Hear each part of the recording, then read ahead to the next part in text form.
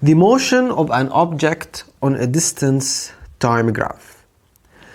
So a distance time graph shows how the distance and the speed of an object changes with time. And if we're given a distance time graph, so it's a graph that shows the distance over time, and we want to find the speed of the object. So to find the speed of the object, the gradient, which is y2 minus y1 over x2 minus x1 of the distance time graph, is the speed. So the speed is the gradient of the graph. Now, when we are plotting a distance time graph, we usually plot the distance on the vertical axis and the time on the horizontal axis or the x-axis.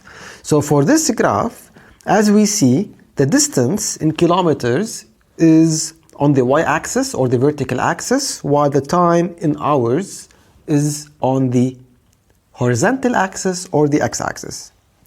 So for this graph, we're given the distance time graph.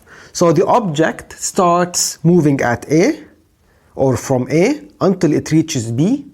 Then it moves from B to C, then from C to D, D to E, and finally E to F. Now, from A to B, the distance is increasing, while from B to C, the distance is constant. So this means that the object is at rest from B to C. Now, from C to D, again, the distance, as you can see, the distance is increasing, so the object started moving again, and then from D to E, the object went again to rest because the distance is not changing and it's constant. Therefore, the object is not moving and it's at rest. Now, from E to F, again, the distance here is decreasing, which means that the object is moving back to its initial place or position.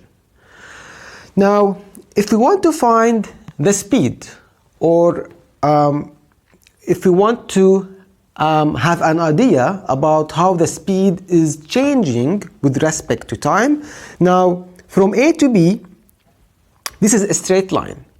And to find the speed is simply the gradient of this straight line.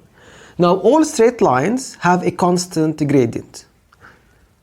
So no matter which point you take, the gradient stays constant. So the speed here is constant from A to B. Now from B to C, since this is a horizontal line, the gradient here is 0, which means that the speed is 0. So the object is at rest. From C to D, again, the gradient here is constant and it's positive. Therefore, the speed here is constant. From D to E, the object is moving, or this is a horizontal line, which means that the gradient is 0 and the speed is 0. And finally, from E to F, the gradient here is constant. And if we calculate the gradient for this section of the graph, we will notice that the gradient is negative. Why? Because the line is going down. So the speed here is negative, or the object is decelerating.